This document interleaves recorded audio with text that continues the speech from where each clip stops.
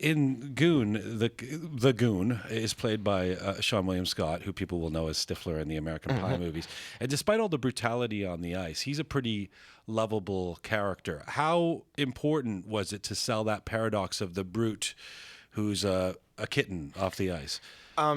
It was paramount. The only way that you're going to get the audience to sort of connect and root for and maybe even see themselves in Doug is if he's the most likable, wonderful, mild-mannered guy in the world. And in my experience, the hardest guys in hockey are that.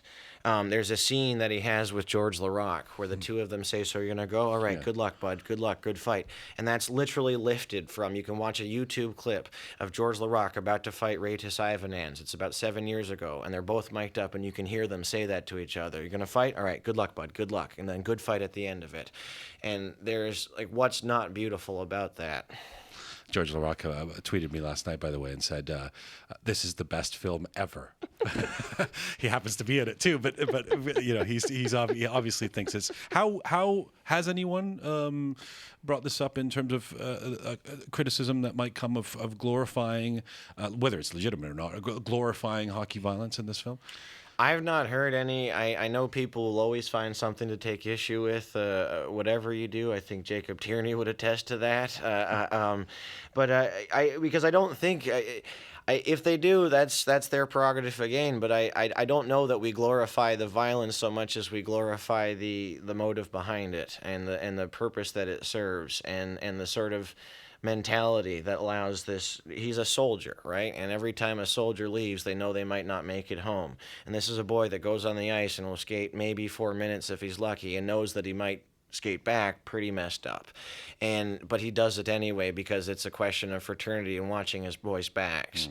And so, like, to me, that transcends any kind of gladiatorial blood sport issue. This is much more a very, very human, universal principle to me. Alison, your character in Goon seems to embrace violence as part of the game. Why? Why does she like it so much?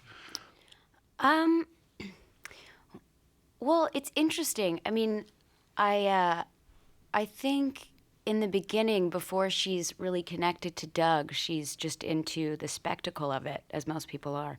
I think towards the end of the movie, it's, as proud as she is and as much as she understands a sort of honor code, it's a little different when, the person you love is getting smacked in the face a lot, But I think everybody, I know I love violent movies. I mean, Jay and I watch a ton of really violent movies, like all the time. That's what we do.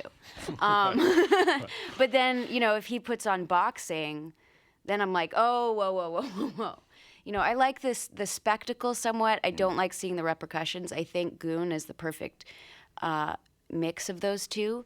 Of you have the spectacle and you understand why we all enjoy it. There's something, people want to see blood, like there's just this carnal thing, this human need for that. And at the same time, I'm like, no.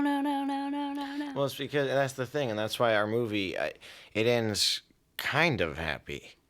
Happy. I wouldn't say, there's like, without giving too much away, like there's a Sean's arc takes him to a fairly destroyed place by the end of it. It's sort of like there was no way that I could write this movie where Doug, the character of Doug, skated away from everything unscathed. Also, it's a very classical hero's journey as well to me, is that, Luke loses his hand in Empire Strikes Back, right?